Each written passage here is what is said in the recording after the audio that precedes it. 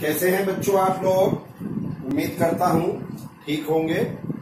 बच्चों इससे पहले हमने जो आज वीडियो हम पढ़ने वाले हैं कॉम्प्लेक्स नंबर में, इससे पहले वाली वीडियो में हमने पढ़ा था properties of modulus and argument पढ़ा था, प्लस किसी कॉम्प्लेक्स नंबर की मैक्सिमम मिनिमम वैल्यू कैसे निकालते हैं। उसी के बिहाफ पे कुछ प्रॉब्लम्स हम करते हैं हमें, ताकि पता चले कि किस टाइप की प्रॉब्लम्स एग्जाम में आएंगे। क्लियर है बच्चों? चलिए देखिए, ये प्रॉब्लम है let Z1 and Z2 are the two complex number such that Z1 plus Z2 के मॉड का square equal to mod Z1 square plus mod Z2 square. Then show that क्या करना है हमें? शो करना है then show that real Z1 over Z2 यानी कि Z1 ओवर Z2 का जो रियल पार्ट है वो 0 होगा, ऐसा हमें शो करना है। ठीक है बच्चों, आइए आपको ध्यान होगा जब मैंने प्रॉपर्टीज ऑफ मॉडुलस पढ़ा था तो हमने प्रॉपर्टी पढ़ी थी, आप ध्यान से देखिए, ये प्रॉपर्टी पढ़ी थी हमने Z1 plus Z2 less than mod Z1 plus mod Z2 पढ़ी थी बच्चों या नहीं पढ़ी थी? क्लियर है? आप जरा देखेंगे कि इस प्रॉपर्टी को प्रूव करने के मैंने दो मेथड बताए थे, एक तो इसको स्क्वायर करके अलजेब्रिकली और एक बताया था पोलर फॉर्म से यानी कि r थीटा में कन्वर्ट करके। तो आप इससे पुरानी वाली वीडियो देखिए, उसमें आपको पूरा मिलेगा। तो हमने देखा था कि मॉड Z1 प्लस Z2 के मॉड का स्क्वायर इक्वल टू हमने पढ़ा था R1 square plus R2 square plus R1 R2 cos θ1 minus θ2। बच्चों यहाँ R1 और R2 जो है बेसिकली ये मॉड Z1 और मॉड Z2 से रिप्रेजेंट होते हैं, यानी कि हम मॉड Z1 मॉड Z2 की जगह शॉर्ट में R1 R2 यूज कर लेते हैं। क्लियर है? तो मैंने अब क्या करा, R1 R2 की जगह मॉड Z1 Z2 रख दिया राइट हैंड साइड में, और लेफ्ट हैंड साइड में देखिए बच्चों, क्योंकि मुझे गिवन है Z1 प्लस Z2 के मॉड का square equal to mod Z1 square plus mod Z2 square, क्या है ये गिवन है। तो मैंने क्या करा, इसकी जगह पर ये वाली जो वैल्यू है उठा के वो यहाँ रख दी और ये इससे कैंसिल हुआ। मेरे पास क्या बचा, twice mod Z1 Z2 cos θ1 minus θ2 equal to 0। अब चूंकि ये तो रियल क्वांटिटी है मॉड Z1 मॉड Z2 लिखा, तो मैग्नीट्यूड यहाँ 0 है नहीं, तो क्या 0 हुआ फिर cos θ1 माइनस θ2 इक्वल टू 0। और बच्चों cos 0 कहाँ होता है? 90 डिग्री पे, 270 डिग्री पे होता कि नहीं, π/2 3π/2 5π/2 एक्सेट्रा। तो मैंने क्या लिखा, θ1 माइनस θ2 इक्वल टू π/2। बोलो बच्चों, अब θ1 क्या है? कल हमने प्रॉपर्टी से पहले उसमें प्रॉपर्टी आर्ग्यूमेंट की भी पढ़ी थी। θ1 क्या कहेंगे हम? आर्ग्यूमेंट Z1 कहेंगे कि नहीं। θ2 क्या है? Argument Z2 equal to π/2। हमने आर्ग्यूमेंट की प्रॉपर्टी नंबर 2 पढ़ी थी क्या? The argument of the question of two complex number is equal to argument of their difference, यानी कि argument Z1 minus argument Z2 को मैं क्या लिख सकता हूँ? आर्ग्यूमेंट Z1 ओवर Z2, वो π/2 के इक्वल है। अब जरा बच्चों देखियो, किसी कॉम्प्लेक्स जैसे हमने ये कहा आर्ग्यूमेंट Z इक्वल टू π/2 है था, तो इसका मतलब आर्ग्यूमेंट Z π/2 तभी तो होगा जब वो कॉम्प्लेक्स नंबर यहाँ बाई एक्सिस पे होगा। भाई अगर वो बाई एक्सिस की पॉजिटिव डायरेक्शन पे है तभी तो आर्ग्यूमेंट Z π/2 होगा। तो मैं क्या कह सकता हूँ, अगर आर्ग्यूमेंट Z1 ओवर Z2 π/2 है तो भैया यहाँ पे बाई एक्सिस पे आप जानते हो रियल पार्ट 0 होता है और एक्स एक्सिस पे इमेजिनरी पार्ट 0 होता है किसी भी कॉम्प्लेक्स नंबर का, ये जानते हैं ना। तो अगर वो आर्ग्यूमेंट π/2 है तो हम क्या कहेंगे कि वो कॉम्प्लेक्स नंबर बाई एक्सिस पे है और बाई एक्सिस पे रियल पार्ट क्या होगा? 0 होगा। So real Z1 over Z2 is equal to 0। तो मैं उम्मीद करता हूं ये आपको समझ में आया होगा, आप नोट करिए इसको।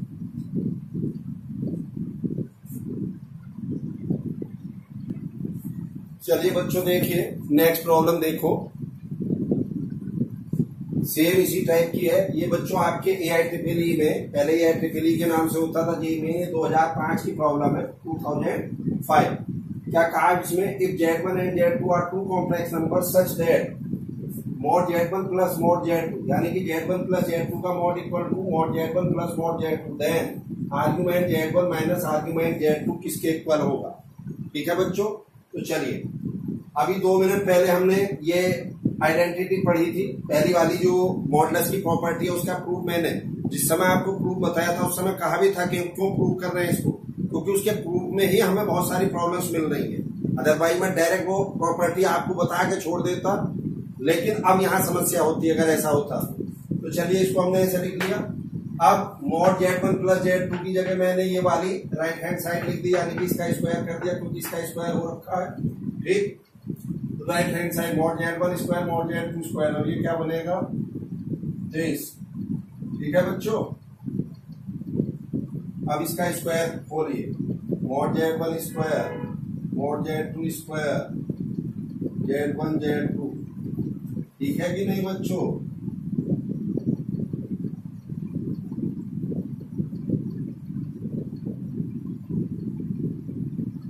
यस, ऑब्वियस है, ये इससे कैंसिल होगा।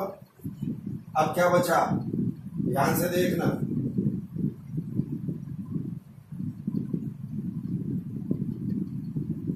ये बचा कि नहीं?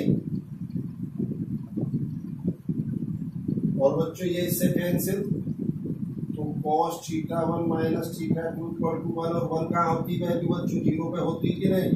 तो θ1 माइनस θ इक्वल टू 0, और θ1 क्या है आर्ग्यूमेंट z, और θ2 argument z2 is equal to 0। ये तो आपसे पूछा जा रहा था, इवन इसको इस फॉर्म में भी पूछ सकता था वो, आर्ग्यूमेंट Z1 ओवर Z2 क्या होगा। बात समझ में आई या नहीं आई? बच्चों इस ढंग से आपके प्रॉब्लम मेन में या एडवांस टाइप में इनको पूछा जा सकता है। नोट करिए इसको जल्दी से।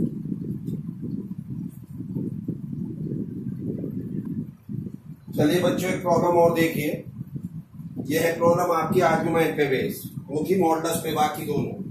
If Z and omega are the two complex numbers such that mod Z omega is equal to 1 and argument Z minus argument omega equal to pi by 2, then इन चार ऑप्शन में से क्या सही होगा। क्लियर है बच्चों?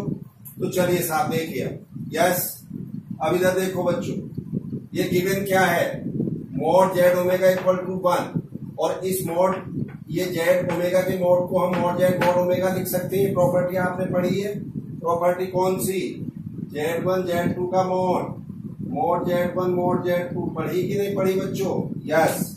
अब इधर आइए, आर्ग्यूमेंट मैंने मान लिया आर्ग्यूमेंट ओमेगा वो थीटा है, अगर ये थीटा है तो आर्ग्यूमेंट जेड कितना हो जाएगा, ये थीटा इधर आ गया पाई बाय 2 प्लस थीटा। अब आर्ग्यूमेंट जेड बार कितना होगा बच्चों, जरा बच्चों देखना एक मिनट, ये एक कॉम्प्लेक्स नंबर है p x y, इसकी mirror image x minus y आएगी कि नहीं। तो बच्चों अगर मैं इसका आर्ग्यूमेंट थीटा है तो इसका आर्ग्यूमेंट माइनस थीटा होगा कि नहीं होगा, जल्दी बोलो। और ये x माइनस वाई जो है ये जेड बार को ही तो रिप्रेजेंट करता, भाई आई की जगह माइनस आई रख दें तो x माइनस आई वाई जो कॉम्प्लेक्स नंबर है वो जेड बार को रिप्रेजेंट करेगा। तो जेड फर्स्ट क्वाड्रेंट में है तो जेड बार किस में आएगा, फोर्थ में। तो भैया अगर फर्स्ट क्वाड्रेंट में आर्ग्यूमेंट थीटा है तो फोर्थ में माइनस थीटा मैंने पोलर फॉर्म पढ़ाते वक्त बताया था होगा। तो क्या हो गया अब आर्ग्यूमेंट जेड बार, ये हो गया minus pi by 2 plus theta. Clear हो गई बात साहब। अब आ जाइएगा देखिए, और हाँ ये भी मैंने आपको बताया था कि हम जेड को r cos theta plus i sine theta, r से मतलब समझ रहे हो, यहाँ हम आर को शॉर्टकट में लिख देते हैं, इसका मतलब मॉड जेड ही होता है, ये जानते हैं कि नहीं। अब और देखिए, क्या मैं इसको e की पावर आई थीटा लिख सकता हूं कि नहीं। तो बच्चों पोलर फॉर्म या एक्सपोनेंशियल फॉर्म में मुझे किसी कॉम्प्लेक्स नंबर को कैसे लिखना है, z equal to mod z bar into e की पावर आई थीटा। इसको समझ लो बच्चों, इस प्रॉब्लम को जेई मेन में इस टाइप की कम से कम 10 प्रॉब्लम आई है, अगर पुराने सालों की प्रॉब्लम उठाएंगे तो ढंग से समझ लो। तो यहाँ पे इसको हम ऐसा लिख सकते हैं, तो मैंने यही काम किया। देखिए ओमेगा को क्या लिखा, मॉड ओमेगा ई की पावर आई थीटा, क्योंकि इसका आर्ग्यूमेंट थीटा था। अब जेड बार को मैंने क्या लिखा बच्चों, देखिए यहाँ पे, यस जेड बार को मैंने लिखा है, देखो इधर, यस भाई z bar equal to mod z bar e की power minus i pi by 2 plus theta. भाई यहाँ माइनस को ले लिया, अरे यहाँ थीटा हमारा निगेटिव है, ये पाई बाय 2 प्लस थीटा ये निगेटिव है कि नहीं, तो इसलिए माइनस आई हो गया। अब मैंने दोनों को मल्टीप्लाई कर दिया, किसको, जेड बार ओमेगा को। तो क्या हो जाएगा, ये जेड बार ओमेगा को मल्टीप्लाई करेंगे तो मॉड जेड बार और ये ई की power i theta into e की पावर माइनस 10। बोलो बच्चों, अब इसे क्या लिख दूंगा मैं, मॉड जेड बार को जेड बार लिख दूंगा, सॉरी मॉड जेड बार को मॉड जेड लिख सकता हूँ, बाहर हट जाएगा मॉड के अंदर, इंटू 10। अब ई की पावर आई, पावर ऐड होती है कि नहीं, तो ये थीटा थी, अब ये minus pi by 2 minus theta, i बाहर कॉमन ले लिया था तो थीटा थीटा कैंसिल हुआ, माइनस पाई बाई 2 आया। और बच्चों ये ऊपर गिवन है मॉड जेड मॉड ओमेगा की वैल्यू 1 इसकी जगह 1 रख दिया मैंने। तो बच्चों यहाँ ओमेगा जेड बार की वैल्यू क्या आ गई हमारी, cos minus pi by 2 plus i sine minus pi by 2, और कॉस पाई बाई 2 जीरो होता है, sine minus pi by 2 minus 1। तो फाइनली मेरा क्या आंसर आ गया, omega z bar equal to minus i. यहाँ तक बच्चों आपको ये बात क्लियर हुई है नहीं हुई है, मैं समझता हूँ हो गई होगी। लेकिन ये तो बात हुई कि जी आपने तो सिर्फ आंसर निकाल दिया, पहला ऑप्शन जेड बार ओमेगा निकाला आपने, एक दूसरा और निकाल के दिखा दो हमें, दूसरा कौन सा, बोलो बच्चों जेड ओमेगा बार। तो चलो एक जेड ओमेगा बार की वैल्यू भी हम चेक करते हैं क्या आएगी। तो चलिए अब देखिए इधर हमने क्या करा था, आर्ग्यूमेंट ऑफ ओमेगा थीटा है, तो बच्चों जरा देखना आर्ग्यूमेंट ओमेगा बार माइनस थीटा होगा कि नहीं होगा, तो लो बिल्कुल होगा। तो चलिए अब अगेन जेड इंटू ओमेगा बार, और जेड क्या किसके इक्वल था हमारा, भाई जेड हमारे किसके इक्वल है, देखो इधर z equal to mod z e की power i pi by 2 plus theta. Argument z यही तो है, तो जेड को ऐसे तो लिखूंगा मैं। अब जेड बार अगर करता तो ये एंगल माइनस हो जाता है ये बस यहाँ, तो ये हो गया आपका जेड, और ओमेगा बार कितना हो जाएगा, चलो ओमेगा बार भी यहाँ लिख लो साथ साथ, ओमेगा बार का डैश ई की पावर माइनस आई थीटा, हाँ या ना बच्चों।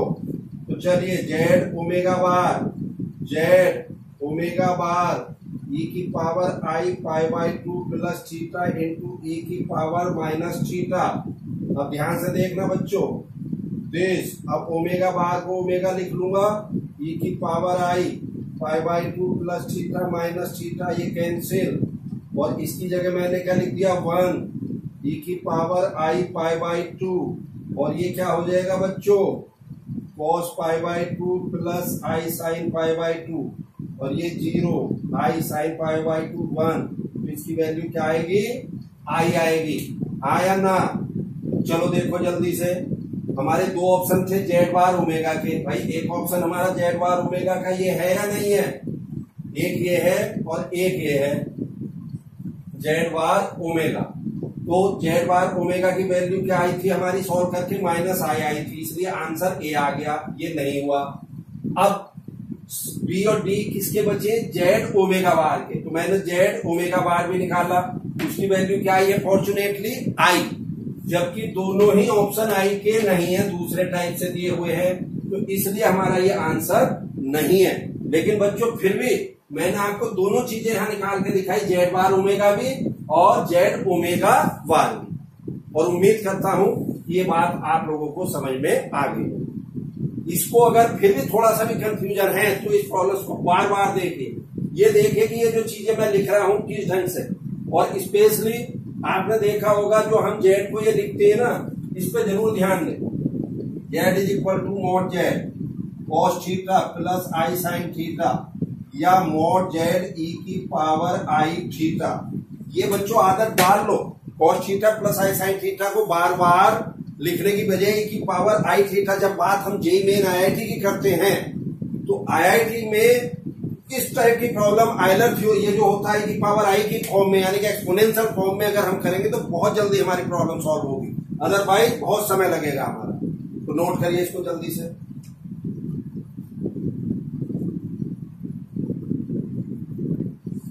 चलिए बच्चों देखिए प्रॉब्लम, और ये भी इसी पे है, प्रॉपर्टी ऑफ आर्ग्यूमेंट पे। क्या है बच्चों यहाँ पे, let z and omega are two complex number such that, ये बच्चों ये ट्रिपल में ही आई हुई है, ये आई है सेट 2004 में प्रॉब्लम। तो क्या है ये z bar plus i omega bar is equal to 0 and argument z omega equal to pi, ये चीजें गिवन है, z bar plus i omega bar equal to 0 और argument z omega equal to pi given है। Then argument z is equal, इनमें से किसके equal होगा, ठीक है सब बच्चों। तो चलिए हमें गिवन क्या है देखिए इधर, z bar plus i omega bar equal to 0। तो मैंने क्या करा, जेड बार, ये देखिए इधर मैंने क्या करा बच्चों, इस आई ओमेगा बार को उधर ले गया, ठीक। और अब इसका मैंने पूरे का बार ले लिया, समझ गए कि नहीं समझ गए, पूरे का मैंने कॉन्जुगेट ले लिया इसका। तो यहां से जेड बार का बार जेड हो गया, ओमेगा बार का बार ओमेगा हो गया, और माइनस आई के ऊपर बार लगा दिया। और हम जानते हैं आई का कॉन्जुगेट बच्चों माइनस आई होता, जानते हैं कि नहीं, आई का कॉन्जुगेट माइनस आई होगा। तो कैसे लिखेंगे हम इसको, अब आई बार की जगह माइनस आई, और माइनस पहले से प्लस आई हो गया ओमेगा, तो यहां से omega equal to z over i आ गया। बोलो बच्चों। तो अब इधर आ जाइए वापस, क्या गिवन है, argument z omega equal to pi. तो आर्ग्यूमेंट जेड ओमेगा की जगह यहां से मैंने जेड ओवर आई लिख दिया इक्वल टू पाई। तो यहां से क्या बना, ये क्या बन गया था, आर्ग्यूमेंट जेड स्क्वायर ओवर आई बना था कि नहीं। और इसको क्या लिख सकता हूं मैं, argument z square minus argument i. अरे दो क्वेश्चन कॉम्प्लेक्स नंबर का क्वेश्चन डिफरेंस के इक्वल हो सकता है कि नहीं, इक्वल टू पाई। अब आर्ग्यूमेंट जेड स्क्वायर को टू आर्ग्यूमेंट जेड, क्योंकि प्रॉपर्टी बताई थी मैंने, क्या बताई थी, आर्ग्यूमेंट जेड की power n equal to n argument z. अब समझ में आ गया कहाँ यूज हुआ इसका। तो मैंने इसको क्या लिख दिया, टू आर्ग्यूमेंट जेड। और बच्चों आर्ग्यूमेंट आई कितना होगा, आप जानते हो आई कॉम्प्लेक्स नंबर कहाँ लाई करेगा, पॉजिटिव वाई एक्सिस पे लाई करता है कि नहीं। तो इसका आर्ग्यूमेंट पाई बाय 2 होता है, ये हमने पहले पोलर फॉर्म में पढ़ा था सब। तो भैया अब आगे पढ़ने के लिए अब हम जा रहे हैं IIT एडवांस की तरफ, यहां से आगे बात क्लियर है कि नहीं। तो उन परिस्थितियों में आपको क्या करना होगा, पुरानी थ्योरी पढ़नी होगी कॉम्प्लेक्स नंबर की जो हम पढ़ चुके हैं, वही आप एप्लीकेशन आए। तो चलिए आर्ग्यूमेंट आई पाई बाय 2 हो गया, इधर जाके ये 3 पाई बाय 2 इधर आ गया। तो argument z equal to 3 pi by 4। बच्चों आपका सी आंसर आ जाएगा। बात क्लियर है कि नहीं, चलिए नोट करिए इसको।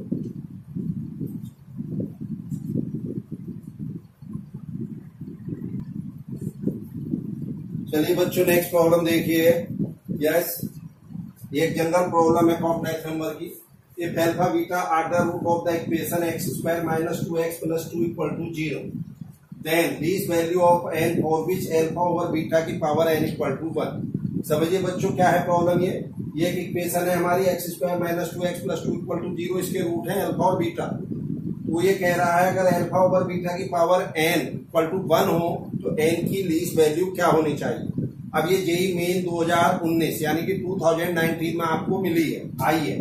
तो चलिए देखिए, मैंने यहाँ श्रीधराचार्य मेथड से लगा के इसमें एक्स की वैल्यू निकाली। क्यों ऐसा क्यों करा, क्योंकि इसके रूट इमेजनरी। देख लो इसका discriminant b square minus 4ac negative आ रहा है।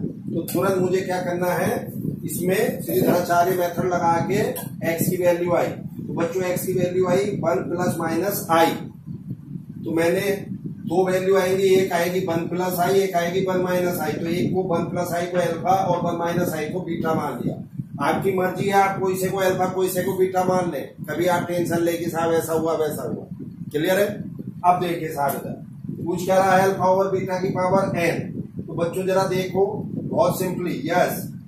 अब अल्फा और बीटा की वैल्यू रख दी, यानी कि 1 plus i over 1 minus i की पावर n इक्वल टू 1 हमें लाना है। Sorry 1 plus i over 1 minus i की पावर n अगर 1 हो तो n की लीस्ट पॉजिटिव वैल्यू चाहिए। आपको अगर ध्यान आ रहा हो सब बच्चों को, ये एनसीईआरटी में प्रॉब्लम दे रखी है मिसलेनियस को। अब जेई मेन में आई, क्या करें इसमें। अगर इस टाइप की प्रॉब्लम भी सपोज करिए हम कंपटीशन लेवल पे नहीं करके आते और हम ये कहें कि साथ कॉम्प्लेक्स नंबर की बहुत बारी प्रॉब्लम आ गई, तो बच्चों फिर कुछ नहीं कहा जा सकता। ये बहुत ही बेसिक प्रॉब्लम। अब यार इसको तो कोई भी इसकी पावर n1 लाना मुझे, तो इसको सिंप्लीफाई करो, रेशनलाइज करा मैंने इसे 1 माइनस आई से ऊपर नीचे मल्टीप्लाई करके। तो फाइनली मेरे पास आई फिगर आई की पावर n। अब आई की पावर n किसके इक्वल आनी चाहिए, जल्दी से बोल दो, 1 के। भैया n की लीस्ट पॉजिटिव वैल्यू क्या होनी चाहिए, आई की पावर 4 1 होती है कि नहीं। अरे यहाँ n की वैल्यू 4 8 12 16 20 24 4 के मल्टीपल में आएगी, बट लीस्ट पॉजिटिव वैल्यू क्या होगी, 4 होगी। क्लियर है। अब अगर यहीं पे इक्वल टू -1 होती है फिगर, और अब आपसे लीस्ट पॉजिटिव वैल्यू पूछ लेता, सॉरी एन की लीस्ट पॉजिटिव वैल्यू पूछता अगर, अब अगर ये -1 होता तो फिर उस केस में n इक्वल टू 2 देते हैं, क्योंकि आई स्क्वायर की वैल्यू कितनी होती है बच्चों? -1। बात क्लियर है कि नहीं? नोट करिए इसको।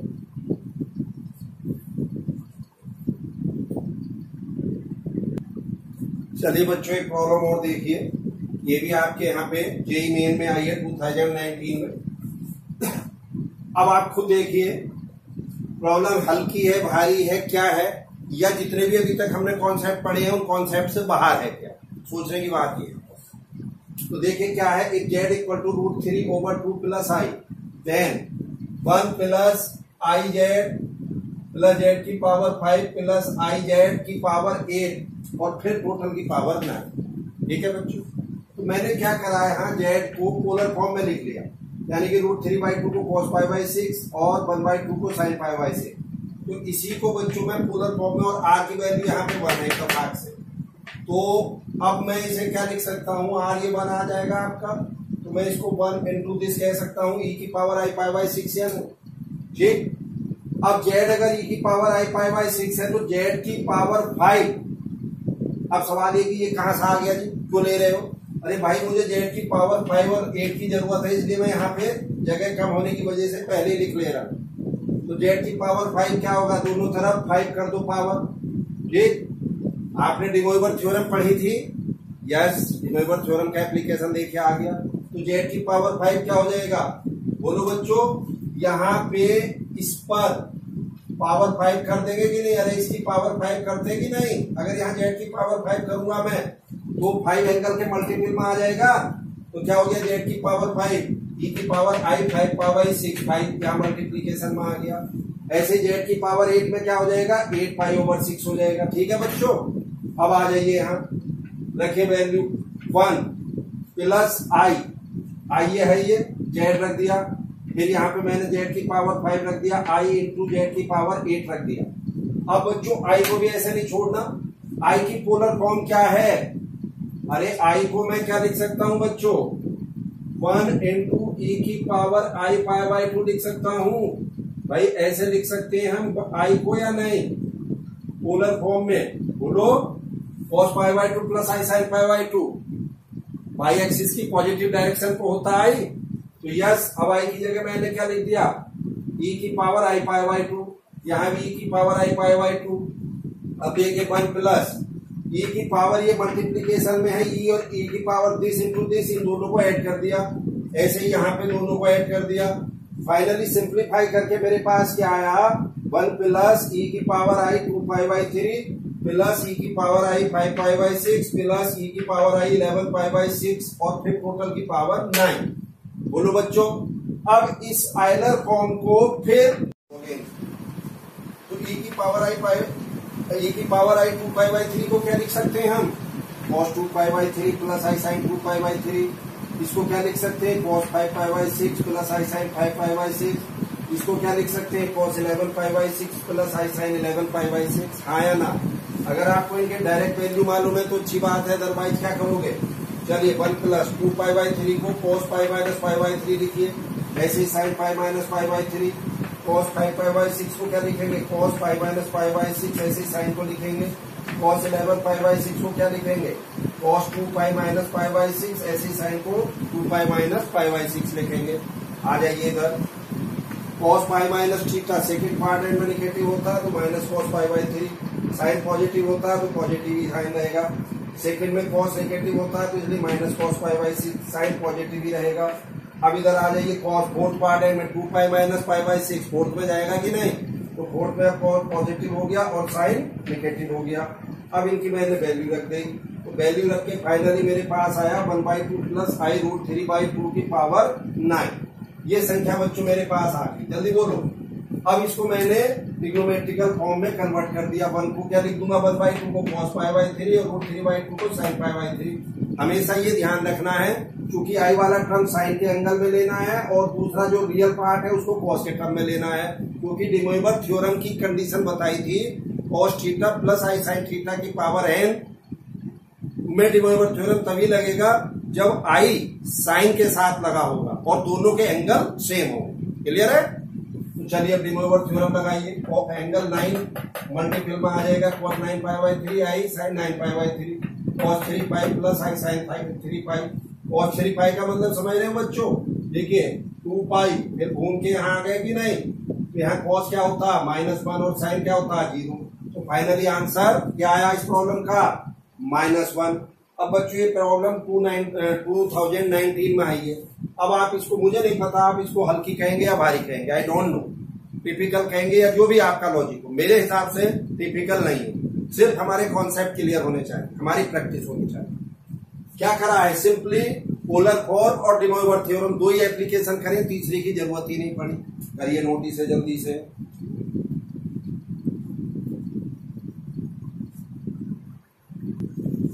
चलिए बच्चों एक प्रॉब्लम और देखिए, ये भी बड़ी नॉर्मल सी प्रॉब्लम्स है।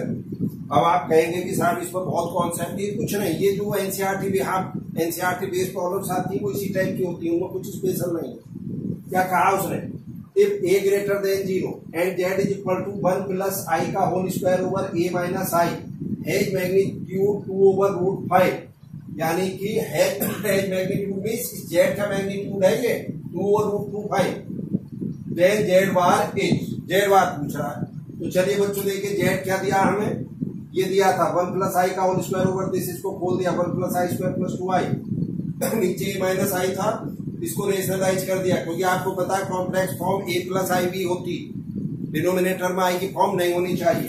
तो इसको रेशनलाइज करके फाइनली बच्चों z की वैल्यू क्या आएगी मालूम है, -2 plus 2i a over 1 plus a square. ठीक है, अब गिवन क्या है, mod z equal to under root 2 over 5।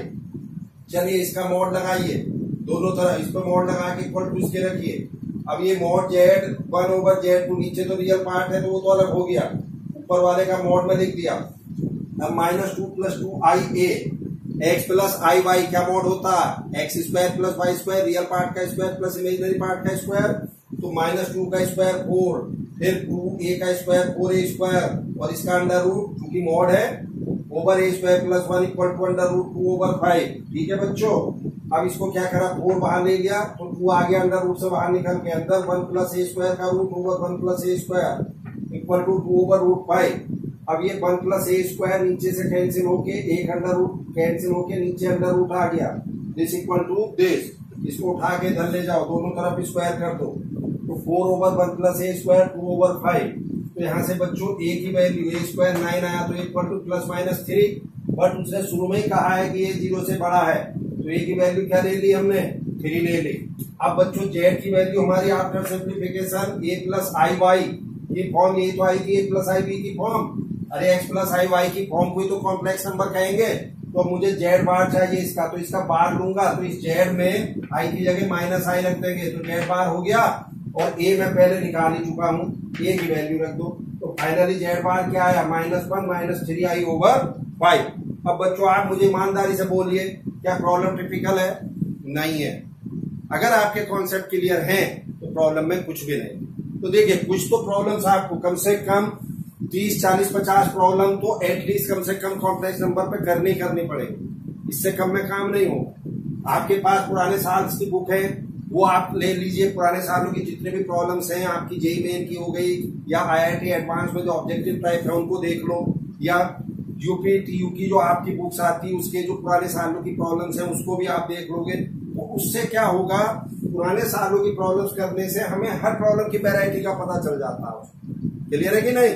तो बच्चों क्या कंक्लूजन निकला, मैंने आपको कुछ प्रॉब्लम्स करवाई है, किस पे, properties of modulus, properties of argument, plus कुछ प्रॉब्लम जनरल कराई है। एक टाइप की प्रॉब्लम बच्चों इसमें रह गई है, किसी कॉम्प्लेक्स नंबर की मैक्सिमम मिनिमम वैल्यू कैसे निकालेंगे, वो बच्चों मैं बताऊंगा।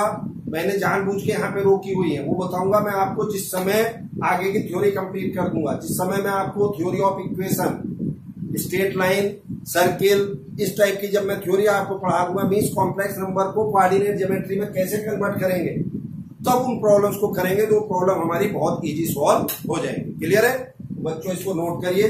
चलिए इसके लिए आज की वीडियो के लिए थैंक यू। ओके बच्चों।